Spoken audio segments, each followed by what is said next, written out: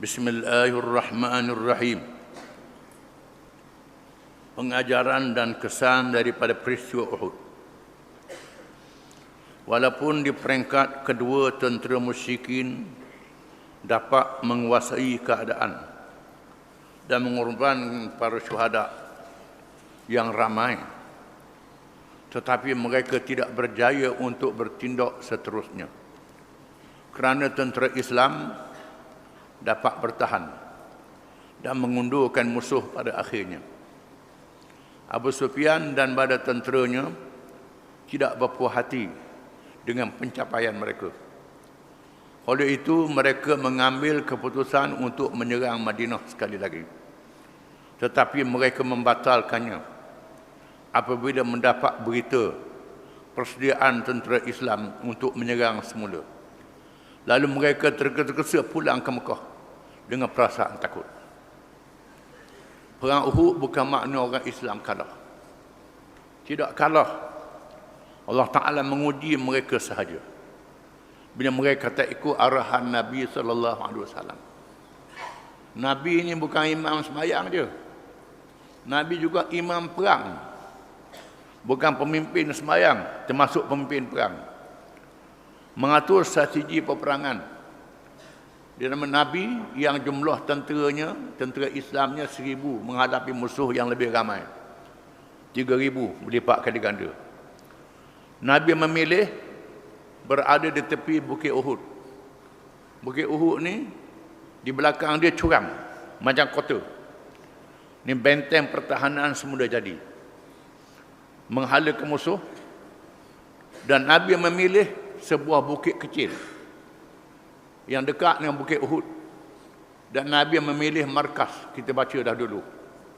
Markas operasi, markas gerakan tentera di antara bukit kecil dengan Bukit Uhud ini. Mereka yang melawat Uhud melihat tempat kawasan para syuhada itu markas besar di situ. Markas operasi. Tentera ni ada markas operasi dia. Ada pasukan-pasukan dia. Bukan pakai perang, pakai ikut sihir begitu. Ada taktik, strategi. Menunjukkan kepintaran Nabi SAW dalam ilmu peperangan. Nabi suruh pasukan pemanah mengawal bukit yang kecil ini. Supaya apabila tentera Islam menyerang musuh, mereka tak diserang daripada belakang. Bukit kecil ni dikawal oleh pemanah. Di mana musuhnya nak serang daripada belakang, tak boleh. Tak boleh. Dan Nabi berpesan, mereka yang ada di atas bukit kecil ni jangan tinggal bukit ini. Sama ada menang ataupun kalah, tak boleh tinggal. Bukit ini penting. Jangan tinggal bukit ini. Ini pesanan Nabi. Bila tentera Islam sudah mencapai kemenangan peringkat awal, musuh berundur, orang Islam mengejar. Musuh yang membawa harta-harta ni meninggalkan harta-harta dia. Meninggalkan kambing dia, unta dia, barang-barang harga yang dia bawa untuk bawa semangat. Ini perangai orang jahiliah. Sebahagian mengejar musuh yang duduk atas bukit, melihat banyak barang-barang yang ditinggalkan oleh musuh. Lalu mereka yang ada di barisan belakang ni mengutip barang-barang ni. Bila mereka duduk atas bukit tengok orang kutip barang, tak tahan tengok. Yang mendang korang barang-barang ni kan. Padahal bagi lepas pada tu. Bukan ikut suka begitu, ada hukum dia. Tapi nafsu manusia ada kelemahannya. Allah Ta'ala nak uji orang Islam. Mereka meninggalkan bukit yang penting. Ketua mereka kata jangan tinggal. Nabi dah pesan. Tak apa. Kita dah menang dah. Mereka meninggalkan bukit, tinggal ketua je, berapa orang saja. Lalu tentera musyrikin, tentera berkuda yang dipimpin oleh Khalid bin Walid, masa itu kafir lagi, memerhati dari jauh, melihat bukit sudah ditinggalkan. Lalu mereka memacukan kuda. Kuda ni derah, berlari dan menawan bukit ni dan menyerang tentera Islam dari belakang. Mereka yang pusing balik semula. Markah besar diserang oleh musuh. Mereka terpaksa mempertahankan Nabi SAW yang kita baca kisahnya. Dan Nabi mengambil strategi yang lain. berundur ke tempat yang tinggi di Bukit Uhud itu. Mereka pergi Bukit Uhud, dia ada teluk Bukit Uhud ni. Nabi ambil teluk tu tempat yang tinggi, supaya tentera Islam mengambil tempat yang tinggi, musuh berada di bawah. Menyebabkan musuh tak boleh serang lagi. Walau bagaimanapun 70 orang gugur syahid. Banyak yang luka-luka. Dan tentera Islam tidak boleh dikalahkan. Tak berjaya dikalahkan oleh musuh. Dan musuh berundur dalam keadaan gagal untuk mengalahkan tentera Islam. Bila sampai tengah jalan, Abu Sufyan tak puas hati kerana tak menang, nak serang balik. Dan Nabi pula membangkitkan semangat tentera Islam yang balik di Madinah ini, bersedia kejar tentera musyrikin. Hanya mereka yang pergi Uhud saja dia benar, yang lain tak dia benar. Nak menunjukkan ketinggian semangat kepada orang munafik. Bila Nabi keluar, Abu Sufyan dan tentera musyrikin dapat tahu orang Islam keluar pula. Tak di pun kita nak lawan dia tak gerak dah. Ni dia mari serang pula, ini bahaya.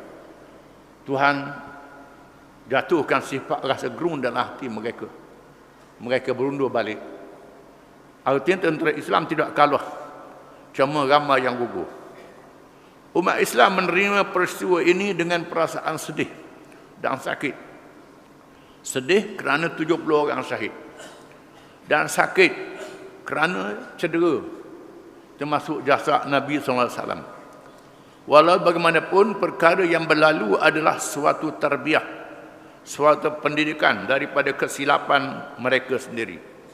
Allah Ta'ala uji mereka sendiri, silap. Allah Subhanahu Wa Ta'ala mengembalikan semangat mereka dengan menurunkan firman-Nya. Sebelum pada itu, ada ayat belum pada ini, iaitulah walamma asabatkum musibatun qasabtum mithlaha qultum anna hadha qul huwa min 'indi anfusikum innallaha 'ala kulli syai'in qadir. Surah Al-Imran. Bila kamu ditimpa dalam perang Uhud dengan bencana, banyak yang gugur syahid, padahal kamu sudah berjaya dalam perang Badar, menang dulu. Bila perang Uhud ni kamu ditimpa kemalangan, 70 syahid, banyak luka. Lalu kamu bertanya, anna hadha, mengapa jadi begini? Tidakkah kita ni betul, kita ni benar, kita menegakkan agama Allah? Pasal apa kita ditimpa kemalangan, 70 orang syahid, banyak luka, termasuk Nabi SAW sendiri cedera dalam perang ni, patah gigi. Anna hadha, mengapa begini? Qul huwa min 'indi anfusikum, kata kau Muhammad, ini dengan sebab diri kamu sendiri. Dengan sebab diri kamu sendiri, kamu tidak mengikut arahan ketua kamu, Nabi sallallahu alaihi wasallam. Buat pandai-pandai tak ikut arahan ketua. Dalam perjuangan mesti kena ikut arahan ketua. Tak boleh. Macam kita sembahyang jemaah pun kena ikut imam sembahyang jemaah. Kalau imam salah, tegur. Tak boleh niat mufarakah, kecuali dia batal sembahyang, baru niat mufarakah. Saya tak batal sembahyang, ikut. Kena sujud sahwi, kena ikut je. Jangan buat pandai-pandai. Itu sembahyang. Perang begitu juga. Bila ada arahan, ikut arahan itu. Ikut arahan.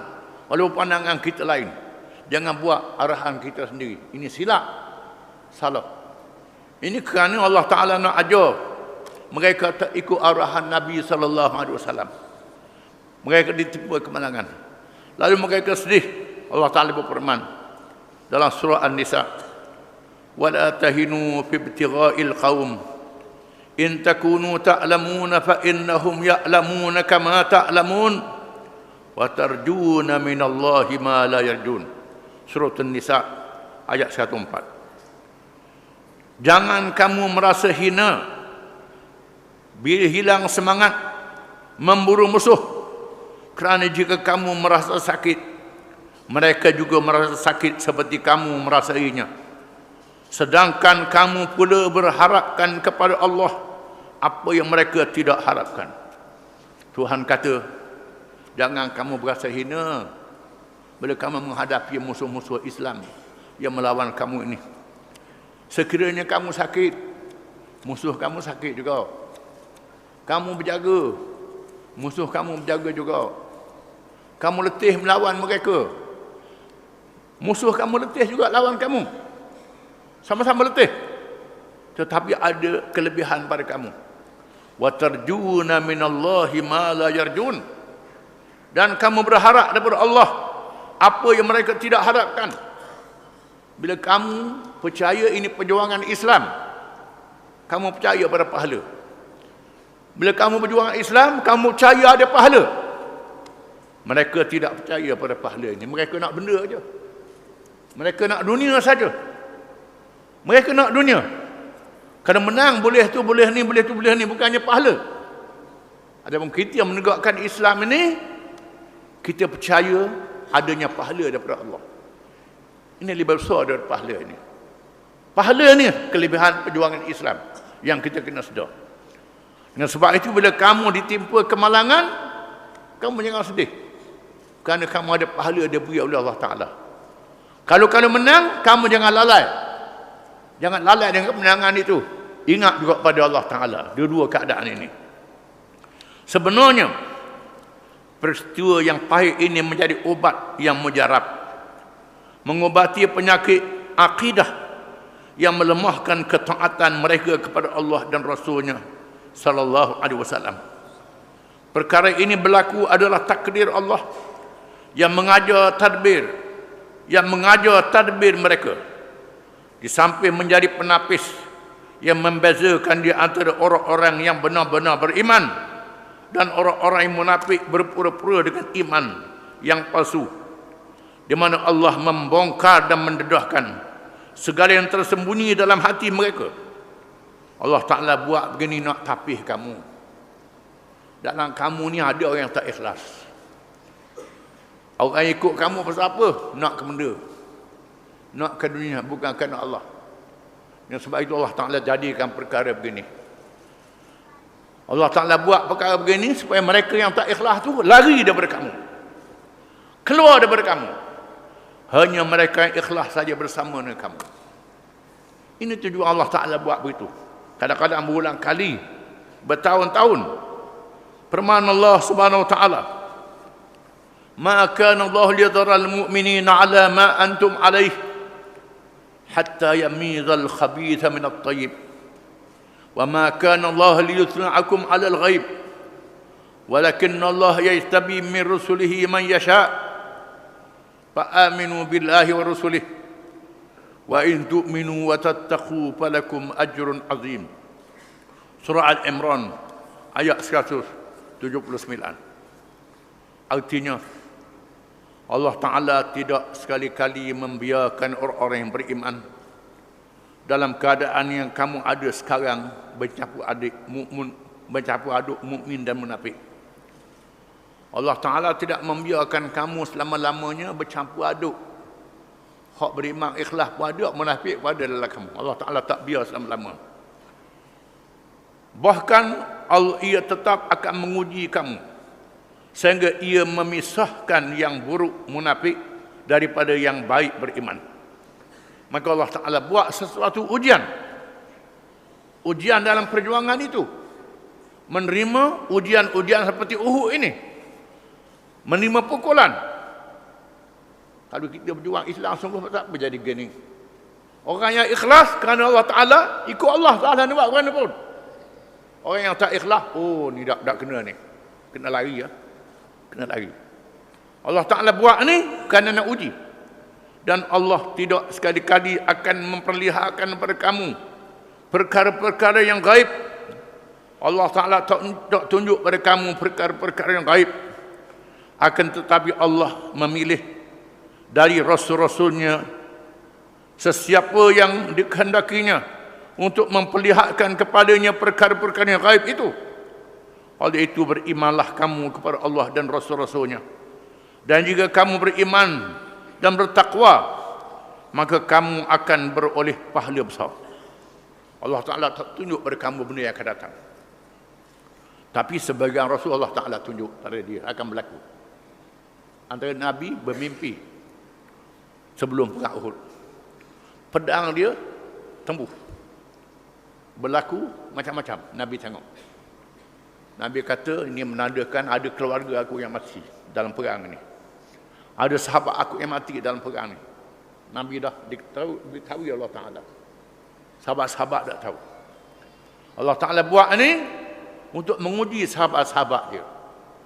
Untuk menguji yang ikhlas dan mengeluarkan munafik daripada perjuangan Islam. Kadang-kadang ujian tu sampai 1000 tahun. Nabi Nuh alaihi salam 950 tahun. Bukan dekat 950 tahun ni mati. Naik anak pula, cucu pula nak boleh menang. Sampai begitu sekali. Dia tapis. Sehingga tinggal sikit saja. Akhirnya Allah Ta'ala beri kemenangan. Nabi Musa AS begitu juga. Bukan Nabi Musa doa, hari ini Fir'aun mati sadu. Bukan, tidak. Allah Ta'ala beri tempoh sampai 40 tahun, setengah ulama mengatakan. Nak boleh masuk Palestin, sesak di Semenanjung Sinai selama 40 tahun. Hingga mereka yang bacul dimatikan oleh Allah Ta'ala, tinggal mereka yang betul-betul trust, barulah boleh masuk ke Palestin. Kerana perjuangan dunia ni tujuan untuk hari akhirat, bukan dunia saja. Tanpa peristiwa seperti ini, maka bercampur gaullah orang-orang munafik itu di dalam golongan Islam. Dan mereka menjadi duri dalam daging yang sangat berbahaya kepada perkembangan kemenangan Islam yang sangat mahal itu. Orang-orang yang beriman tidak akan nampak apa yang tersirat di dalam hati. Kita tak nampak apa yang ada dalam hati manusia, Tuhan apa. Maka Tuhan buat. Mereka yang hati tak bersih, yang kotor ni dibersihkan oleh Allah Ta'ala. Sama ada dia suar, dia insaf atau dia lari daripada perjuangan Islam. Tetapi Allah yang memelihara orang-orang yang beriman, meneguhkan kedudukan mereka, tidak membiarkan begitu sahaja berlalu, dilakukan berbagai-bagai ujian. Maka ada orang-orang yang tersangkut di tengah jalan, dan ada orang yang rebah tersungkur kerana sikap dan pendirian terhadap agama Allah dan pendukungnya tidak boleh dibuat-buat dan digunakan untuk menipu. Ada orang yang mati, masuk syurga dia. Ada orang yang lari, habis di situ saja. Yang mati, walaupun dia belum capai kemenangan, tetap dia beri kemenangan di hari akhirat. Yang tak tahan tunggu, habis. Yang diberi kemenangan, diuji lagi pula. Sampai mati dia tahan. Sampai mati, ujiannya sampai mati, diuji oleh Allah Ta'ala. Beberapa hukum yang lahir daripada peperangan Uhud. Kalau peperangan Badar merupakan keizinan untuk berperang, maka peperangan Uhud pula mengandungi huraian-huraian kepada hukum-hukum yang bersabit dengan peperangan secara adil daripada Rasulullah SAW. Di antaranya ialah yang pertama, bahawa umur yang dihadkan kepada kewajipan berjihad di medan peperangan itu ialah 15 tahun. Melainkan kepada orang yang mempunyai kekuatan dan kebolehan yang dapat memberi peranan di medan perang, walaupun umur dia tidak mencukupi 15 tahun. Maka hukum. Hukum perang Uhud ni, Nabi memilih sahabat-sahabat yang hadir perang Uhud. Ada budak muda-muda yang semangat nak pergi perang. Nabi tanya umur berapa? Umur berapa? 15. 15 boleh. Boleh 15. Ada sahabat tu tak sampai 15. Tak sampai 15. Rasulullah, saya pandang mana? Walaupun saya tak cukup umur, saya pandang mana? Lalu Nabi dia tunjuk. Nabi kata, kamu boleh. Ada tugas kamu. Ada pula pandang bersilat. Pandang main pedang. Pandang ni. Kamu boleh, kata Nabi. Kerana ini luar biasa lah. Tapi umurnya sekurang-kurang 15 tahun. 15 tahun, umur balik. Dipakai oleh mazhab Syafi'i. Dalil ni, mazhab Syafi'i kata, dalam bab semayang, mimpi. Siapa umur? Ada mimpi 15 tahun. 15 tahun jadi ukuran ini. Ambil dalil dari ini. Mazhab Hanafi kata 18 tahun. Hanafi kata 18 tahun. Ini khilaf ulama. Syafi'i kata 15 tahun. Orang kita duduk bahas pasal semayang je 15 tahun. Jihad tak bahas. Sebab tak ngaji bab jihad ni. Tak ngaji bab jihad. Hari ni timbul pula umur mengundi. Yang timbul pada hari ni. Cadangan umur mengundi 18 tahun. Kerajaan cadang 18 tahun. Kita setuju. Tetapi oleh kerana kebanyakan orang Islam ni tak tahu wajib. Dia tahu wajib semayang aja. Wajib memilih pemimpin tak ada dalam kepala dia. Dengan sebab itu dia tak daftar. Dia tak daftar, dia buat tak tahu. Buat tak tahu aja. Supaya lepas dia merata apa, ikut lah. Sebab dia ajar orang putih aja. Orang putih aja ni. Dan dia tak lebar pula mengaji dengan orang putih. Ataupun dia tak ngaji langsung. Dia ngaji bab semayang, tak ngaji bab politik. Dia royak juga hukum dalam bab ni. Tak ada. Ikut anda apa yang mereka apa. Jadi punarana. Akhirnya, orang lain takluk negeri kita. Pasal apa? Kita wajib semayang. Duduk sejik sajalah. Negeri biar orang mereka. Biar orang mereka kita. Kita duduk sejik je. Dia tak sedar bila orang mereka, sejik pun dia mereka juga. Dia perintah orang mak masjid. Dia kata apa? Dia perintah tak boleh semayang macam negeri kami ni. Nak buat mana? Ini kekuasaan negara yang kita kena faham. Yang melindungi ibadat, mengenungi kerja-kerja Islam. Imam Ghazali kata ad-dinu ussun was-sultanu harisun famala usalahu pamahdumun wa ma la hadasalahu fadha. Ini Imam Ghazali. Imam Ghazali ini pengarang kitab tasawuf yang terkenal. Orang ngaji tasawuf lah ngabis lah Imam Ghazalinya. Tapi dia baca tak ayat ni. Hak Imam Ghazali kata ni. Ad-dinu ussun. Agama tu asas.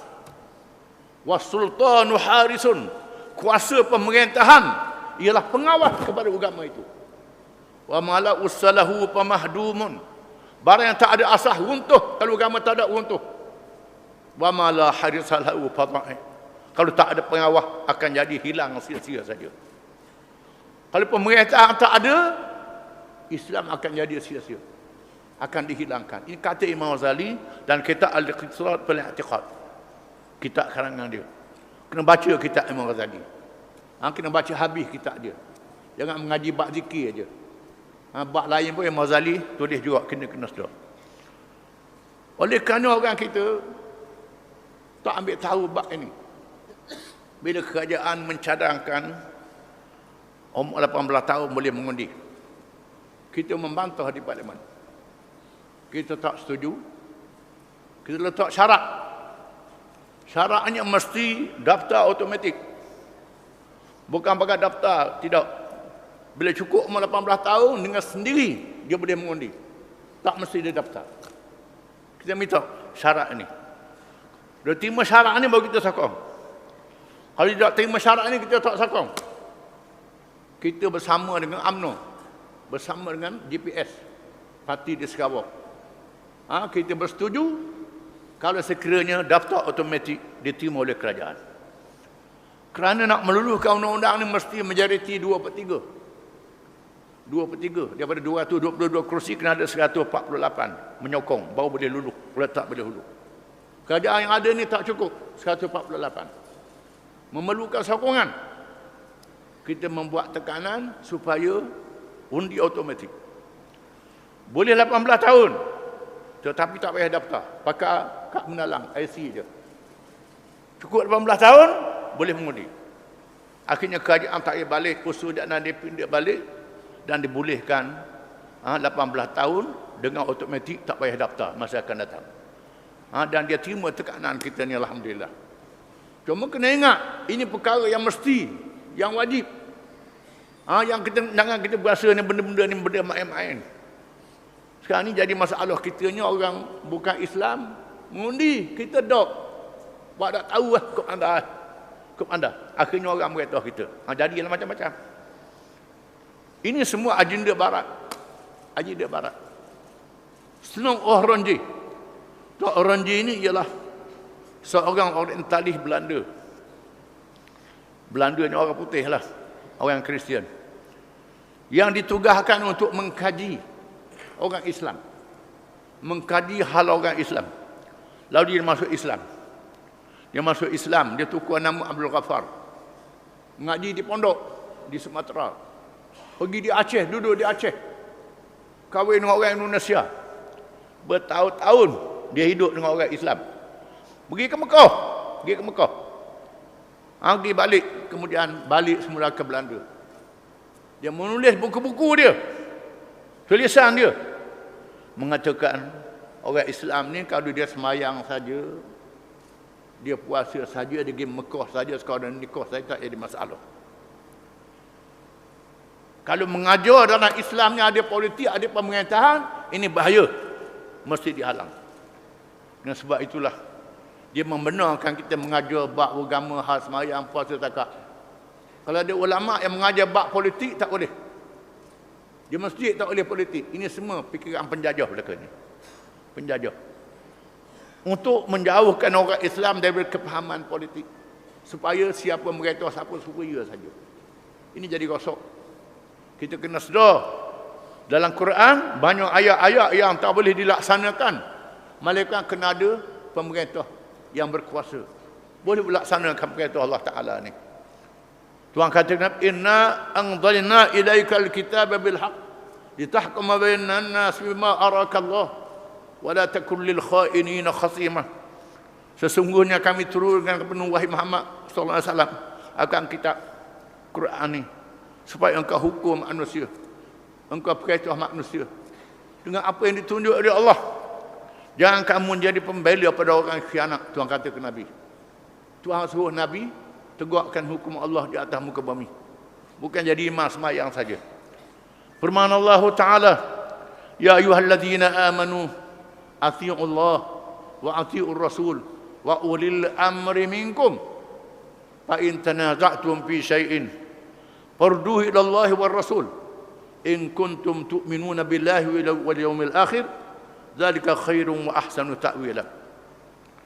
Wahai orang-orang yang beriman, ya ayyuhalladzina amanu, wahai orang-orang yang beriman, atiiullah, taatlah kamu akan Allah, wa atiiur rasul, dan taatlah kamu akan rasul, wa ulil amri minkum, dan ulil amri daripada kamu. Ulil amri, mereka mengendalikan urusan kamu. Ulama mengatakan dua. Yang pertama ulama, orang alim yang tahu agama. Yang kedua umara, pemimpin yang memerintah. Ini ulil amri minkum, daripada kamu. Ulil amri minkum, ulil amri daripada kamu. Kamu tu apa? Alladzina amanu, mereka beriman. Ulil amri daripada mereka yang beriman. Fa in tanaza'tum fi syai'in fardu ila Allah war rasul. Jika kamu bertelekah dalam sesuatu perkara, balik pada Allah dan Rasul, Quran dan hadis.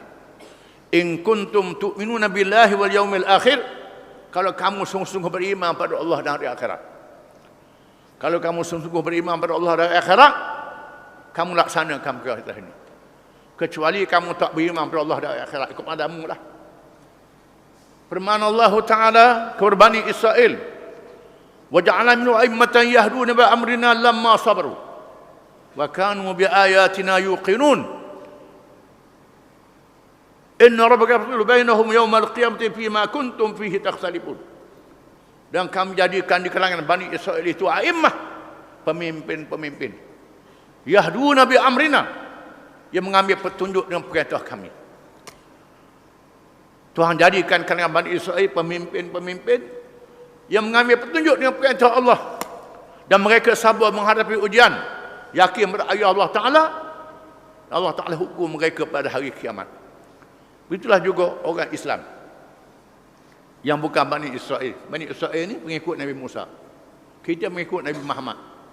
Semua Nabi Islam belaka. Mesti ada pemimpin-pemimpin yang mengikut perintah Allah Ta'ala, yang mesti dipilih oleh orang Islam. Zaman dulu kena berperang. Zaman dulu berperang nak pilih pemimpin. Sekarang mengundi pilih pemimpin. Mengundi pilih pemimpin. Zaman dulu nak pergi Mekah, naik unta, kapal laut. Zaman sekarang nak pergi ke Mekah, kena naik kapal terbang. Petinya nak pergi Mekah, naik kapal terbang. Dah direba orang kafir, Ada orang kafir ke apa? Itu cerita lain. Yang penting kita sampai ke Mekah. Itu penting dia. Kita sampai ke Mekah itu. Menutup aurat adalah wajib. Kain baju tak wajib asalnya. Kau anda kain apa pun. Baju apa pun, warna apa pun. Menutup aurat adalah wajib. Tetapi cari kain untuk tutup aurat adalah wajib. Mala itu wajibu illa bi fahu wajib. Barang yang tak sempurna yang wajib melekat dengan jadi wajib juga. Dalam bab ini kita kena sedar tanggungjawab memilih pemerintah wajib bagi orang Islam. Kerana wajib orang Islam memimpin. Orang Islam kena memimpin. Jangan ikut andalah dia memimpin pun tak apa asal dia baik sudah. Asal dia baik kafir pun tak apa. Ini ajakan sesat. Kerana dia ajar pada kita orang yang beriman saja masuk syurga. Yang beriman saja Tuhan terima taubat. Orang kafir baik macam mana sekalipun kena neraka pergi dia. Walau baik macam mana sekalipun. Iman menjadi syarat untuk diterima amalan dari Allah Ta'ala. Ini kita kena sedar. Jangan buat cakap mudah-mudah begitu. Ini cakap mudah-mudah saja. Maka jadi selalu habis, jadi punah habis. Ini bencana yang menimpa orang Islam pada hari ini. Wallahu a'lam. Cukup.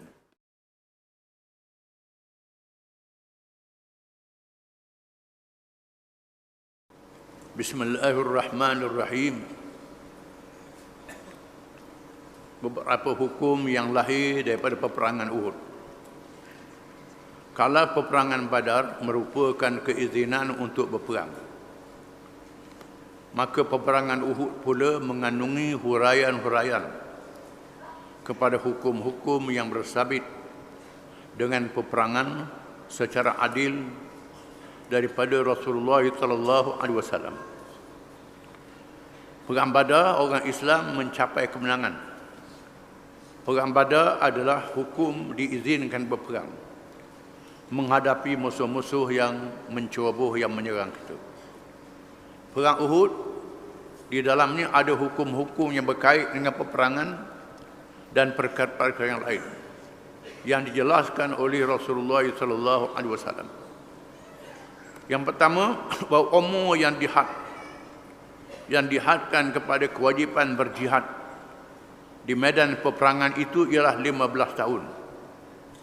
Melainkan kepada orang yang mempunyai kekuatan dan kebolehan yang dapat memberi peranan di medan perang, walaupun umurnya tidak mencukupi 15 tahun.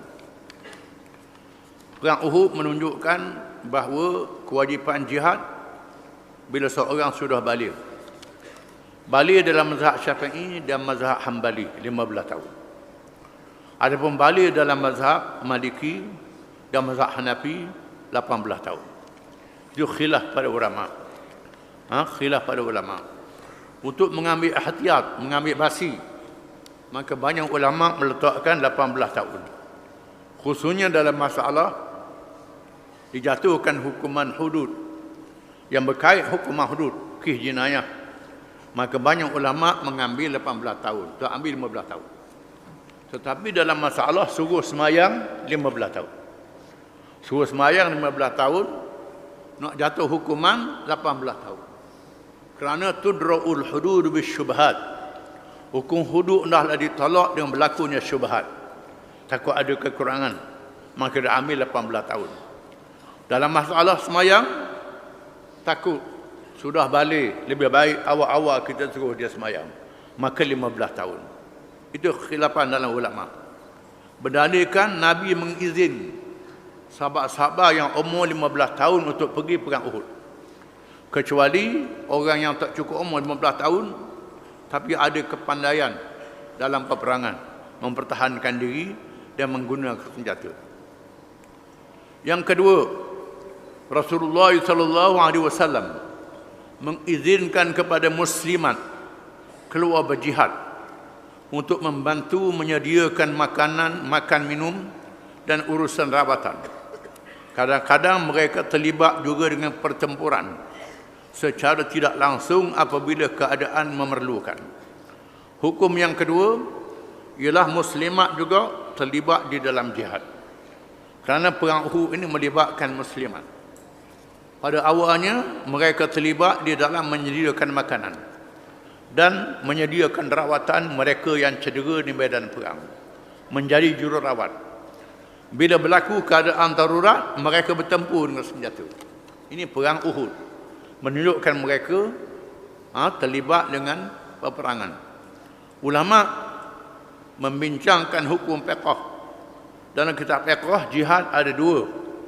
Ada jihad fardu kifayah, ada jihad fardu ain. Jihad fardu kifayah bila sudah ada negara Islam, Islam sudah berkuasa, Islam sudah memerintah, Islam sudah berdaulat, hendaklah disebarkan Islam ke seluruh pelosok dunia. Kena ada orang keluar menyebarkan Islam ini, dan kena ada bala tentera Islam yang melindungi mereka yang berdakwah ini. Ini fardu kifayah. Fardu ain. Fardu ain macam sembahyang 5 waktu wajib atas tiap-tiap orang lelaki dan perempuan. Apabila musuh sudah masuk ke dalam negeri Islam, ataupun musuh berada di sempadan, negara dalam keadaan bahaya, di masa itu jihad menjadi fardu ain atas tiap-tiap lelaki dan perempuan, termasuk kanak-kanak yang mempunyai kemampuan. Diwajibkan atas tiap-tiap orang, jadi fardu ain bila musuh sudah mengancam negeri umat Islam. Dan kita kena sedar, ancaman ni ada dua. Ada ancaman dari segi senjata berperang, ada ancaman dari segi pemikiran, merosakkan pemikiran orang Islam, di mana musuh Islam menyerang orang Islam dengan dua cara: menyerang pemikiran dan kefahaman mereka, dan menyerang dengan senjata.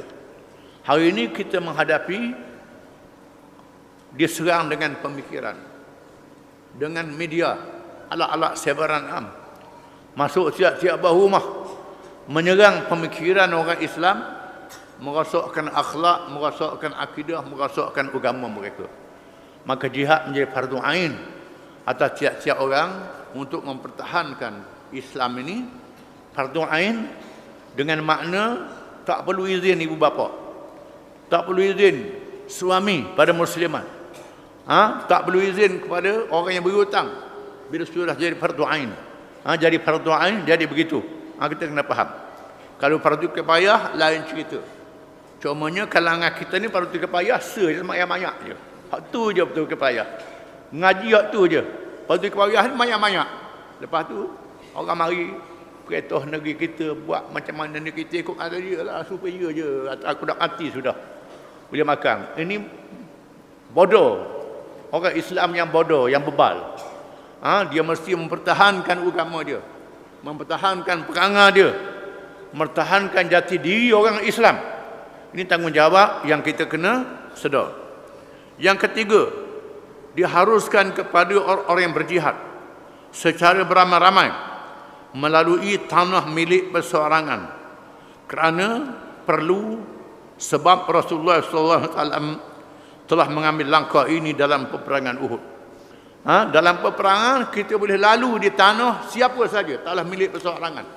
Ada orang tak pernah lalu ke tanah dia, tak pernah lalu ke pagar dia, perutuh pagar dia. Bila keadaan darurat, jangan berdiri, diizinkan oleh syarak. Kerana masa perang Uhud ni ada orang munafik tak beri lalu ke tanah dia. Nabi tak berdiri, terus. Ini dalam keadaan nak mempertahankan Islam. Ada orang jenis bakhil, jenis degil, lalu jangan berdiri, jangan berlari pada dia, diizinkan oleh syarak. Yang keempat, mayat para syuhada tidak dimandikan, tidak dikafankan, dan tidak disembahyangkan mengikut mazhab Syafi'i, tetapi dikebumikan dengan pakaiannya yang berlumuran darah, kecuali kalau pakaiannya dirampas oleh musuh. Yang keempat, mayat syuhada, mereka yang mati syahid, tidak dikafan, tidak dimandi, ditanam dengan pakaian berlumuran dengan darah. Kerana disebut dalam hadis, darah dia menjadi saksi pada hari kiamat kelak. Di mana orang mati syahid ini Tuhan jadikan jasad dia tak dimakan bumi. Ada tak dimakan bumi jasad dia, dan dibangkit pada hari kiamat dalam keadaan berlumuran dengan darah. Darah menjadi saksi, bau yang harum, bau kasturi. maka tak boleh dimandikan jasad yang mati dalam pertempuran dan dikapan dengan pakaian yang berdarah itu. Dalam mazhab Syafi'i tak disembahyangkan jenazahnya, ditanam begitu saja. Tapi mazhab lain termasuk mazhab Hanafi disembahyangkan juga jenazahnya tanpa dimandi dan tanpa dikapan. Disembahyangkan jenazahnya. Dalil mazhab Hanafi ialah kerana dalil mazhab Syafi'i ialah Nabi tanam syuhada Uhud, lepas tu balik tak semayang jenazah dia. Dalil mazhab Hanafi mengatakan lepas tu Nabi pergi ke Uhud dan Nabi bersemayang jenazah sahabat-sahabatnya. Syafi'i kata Nabi pergi berdoa saja, bukan semayang. Dalam mazhab Hanafi, semayang jenazah adalah doa mazhab Hanafi ni.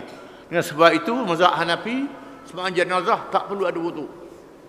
Mazhab Syafi'i kena ada air semayang semayang jenazah. Mazhab Hanafi tak ada air semayang pun tak apa. Kenapa? Dia bukan semayang, dia adalah doa. Ini mazhab Hanafi, itu khilaf ulama. Sudah tentulah dalam hal ini lebih baik kita berwudu. Jadi tak dikapankan jenazah yang mati syahid kecuali pakaiannya dirampas oleh musuh. Musuh lawah pakaian dia, tak ada pakaian, maka carilah pakaian, balutkan jasad dia. Dan ternyata syuhada Uhud ni setelah beratus-ratus tahun berlaku banjir kawasan Uhud dan terbongkar mayatnya, didapati mayatnya masih berdarah dan macam orang baru mati. Ditunjuk oleh Allah Ta'ala.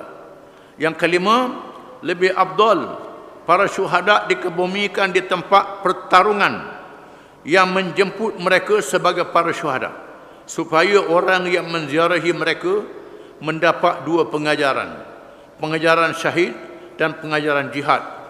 Perkara ini dikuatkan oleh hadis riwayat Jabir bin Abdullah radhiyallahu anhuma, radhiyallahu anhuma, kerana ayah dia adalah sahabat, bahawa Rasulullah sallallahu alaihi wasallam memerintah supaya mayat bapa saudaranya yang dibawa pulang untuk dikebumikan di Madinah dihantar semula ke Uhud.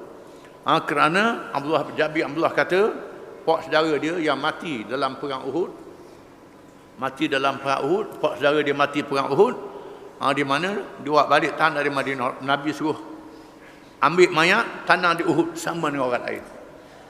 Lebih afdal tanam di medan peperangan itu berlaku.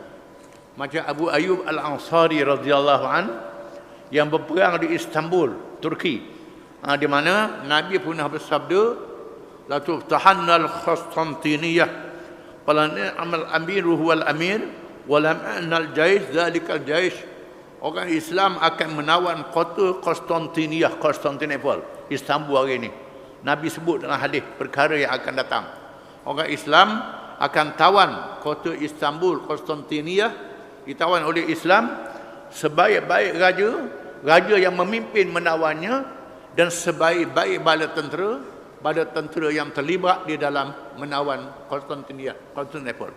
Maka orang Islam belum melomba untuk berjihad, untuk melawan Konstantinopel ini. Di zaman Sayyidina Utsman, zaman Amawiyah, zaman Abbasiyah, orang Islam masuk serang Konstantinopel, tak berjaya kerana kawasan ini dikawal oleh benteng-benteng rantai yang ditarik dalam laut, kapalnya terkandas dan mempunyai peluru-peluru yang nyala dalam air. Bila kapal-kapal pergi, kapal terbakar, tak boleh nak rapat. Ni Konstantiniyah ni. Maka berebut-rebut sahabat nak dapat kelebihan ini, tak berjaya. Termasuk Abu Ayyub Al-Ansari radhiyallahu an mati dalam peperangan Konstantiniyah ini, dan jenazahnya dikuburkan di situ. Dikuburkan di Konstantiniyah, di Istanbul. Ada kubur Abu Ayyub Al-Ansari. Dikuburkan di situ kerana dia mati syahid di situ Abu Al-Ansari ini. Di mana Konstantinopel ini akhirnya setelah beratus-ratus tahun ditawan oleh Sultan Muhammad Al-Fatih, Sultan Kerajaan Osmaniyah, dan bala tentera Turki yang mendapat kelebihan menawan Konstantinopel. Mereka dapat kelebihan hadis ini, Dan Konstantinopel ditukar menjadi Istanbul. Asalnya Islambul. Islambul jadi Istanbul. Yang keenam, harus mengebumikan 2-3 orang pada satu lubang dengan meletakkan ke hadapan orang-orang yang banyak menghafal Al-Quran. Boleh ditanam banyak orang dalam satu lubang. Tetapi lebih afdal letak di hadapan orang yang hafal Quran, letak di hadapan. Yang lain tu di belakang dia. Itu cara kita mengabulkan jenazah. Yang ketujuh, Rasulullah sallallahu alaihi wasallam membayar diat kepada keluarga si mati yang gugur syahid terkena senjata sesama sendiri secara tidak sengaja. Di mana dalam peperangan ini berlaku belawang kena senjata sama sendiri. Kena senjata kawan, bukan senjata musuh, tersalah panah ataupun pedang, kena senjata sama sendiri dan mati. Mati dihukum mati syahid juga. Dihukum mati syahid juga. Mati syahid. Contohnya musuh menjadikan perisai manusia, katalah dalam peperangan. Musuh menawan orang Islam. Dia tawan orang perempuan, tawan kanak-kanak, dia letak depan. Kita nak tembak, orang kita duduk depan, nak buat macam mana? Nak tembak musuh, tengah tu ada orang kita, nak buat macam mana? Bila berlaku keadaan darurat, diizinkan oleh syarak, tembak habis. Tembak, walaupun siapa orang kita ada tengah tu, tembak juga. Dan dihukum mati syahid. Juga adalah syuhada, kerana nak menyelamatkan yang lebih ramai. Dan Nabi membayar diat. Bayar diat ni dengan bayar ganti rugi pada keluarga dia. Hukum diat terbunuh dengan tidak sengaja. Ini ada dalam hukum jenayah. Yang ke-8, orang-orang yang uzur dimaafkan. Tetapi kalau mereka keluar juga berjihad, maka diberi pahala dan kalau terbunuh dikira syahid. Orang yang uzur tak diwajibkan berperang. Sekiranya dia uzur, dia keluar juga dan dia mati dalam peperangan itu, dia mendapat kelebihan syahid juga macam orang lain. Yang ke-9, kewajipan bermesyuarat kepada pemimpin dalam perkara-perkara yang tidak ada nas. Yang ke-9 ni ialah bermesyuarat. Dalam perkara yang tak ada nas, kena bermesyuarat. Tak boleh pakai akal semata-mata. Kecuali pemimpin itu mengetahui hal-hal yang tertentu, yang dia yakin, maka dia buat arahan dengan dia yakin itu.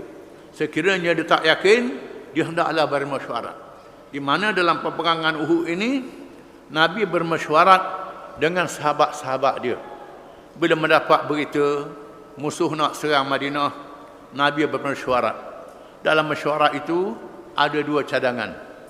Cadangan yang pertama ialah bertahan di Madinah. Biar musuh mari serang Madinah, kita bertahan di Madinah dan boleh berperang semua. Bukan sahaja bala tentera, termasuk muslimat yang duduk di rumah masing-masing.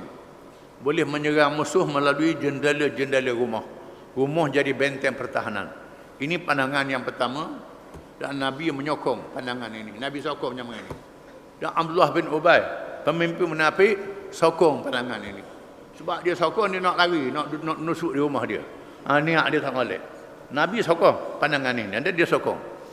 Pandangan yang kedua ialah pandangan orang-orang muda yang tidak sempat dalam perang Badar. Mereka mencadangkan supaya keluar daripada Madinah. Menyerang musuh di luar adalah lebih baik. Kerana kalau lawan di Madinah, kalau tewas, Madinah ditawan oleh musuh, ditakluk oleh musuh. Kalau lawan di luar, boleh berundur selangkah demi selangkah lagi untuk lawan berikutnya. Lalu Nabi terima pandangan yang kedua ini. Bila Nabi terima pandangan yang kedua, Nabi balik ke rumah dan Nabi memakai baju rantai. Baju perang, baju rantai. Baju rantai ialah baju besi. Baju ini buat berrantai. Kalau tetok pun tak makan. Nabi pun pakai baju rantai, bukan mandi minyak.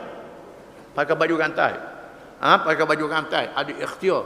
Pakai topi besi untuk menahankan diri daripada senjata. Bila Nabi pakai baju rantai ini, lalu sahabat-sahabat ni disiup, diwaswahkan oleh orang munafik. Orang munafik kata, apalah Nabi cadang begini, mu cadang begini. Akhirnya mereka pergi berjumpa dengan Nabi nak tarik balik cadangan itu. Sudah jadi keputusan. Lalu Nabi kata, sesungguhnya seorang Rasul, bila dia sudah membuat keputusan dan sudah memakai baju perang dan membuat keputusan, dia tidak akan berganjak dengan keputusan itu. Dan Nabi terus keluar ke Uhud dan berperang.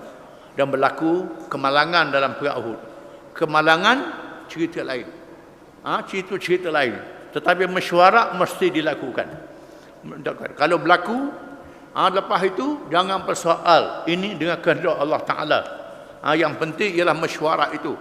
Walaupun mesyuarat itu tak menjadi, itu cerita lain. Fa idza azamta fatawakkal 'ala Allah wa syarhum fil amri. Fa idza azamta fatawakkal 'ala Allah. Mesyuarat dengan mereka dalam mengendalikan urusan, bila sudah menjadi satu keazaman, bertawakal kepada Allah. Dan Nabi bermesyuarat dalam perang Uhud. Perang Uhud ialah perang yang mengajar bermesyuarat. Wallahu a'lam.